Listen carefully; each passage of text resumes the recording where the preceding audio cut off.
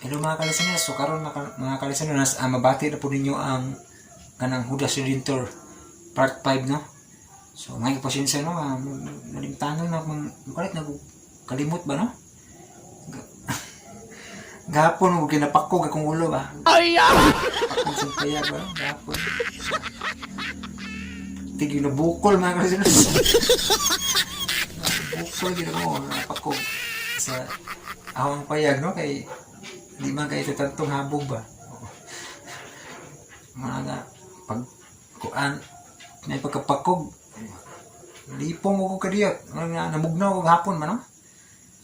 Ako gi padugnaw niya paningot og bugnaw kay nga na ba? Grabe pagkahika man ako sa nabukol kay no. Sa lasa.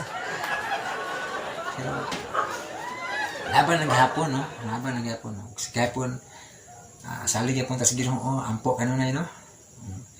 So, paminawan ninyo ang kwan, part 5, no? Part 5 sa Judas Redentor.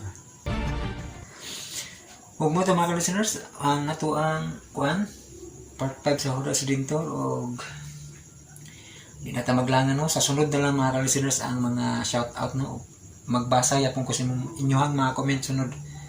So kung amigo natuog naman niya ga-charge ang cellphone no? So sunod ako manghuwam mo cellphone niya kay para kana mabasa nga kung inyo mga comment no kay kung hindi maapas og suwat mga listeners no dugay mo man og magsuwat pa ko.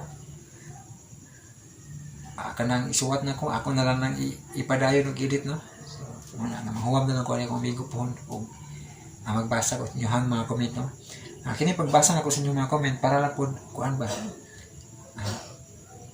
mag kumustahay no, malingaw po ta ba no. So mo na to, thank you so much for watching and God bless mga listeners.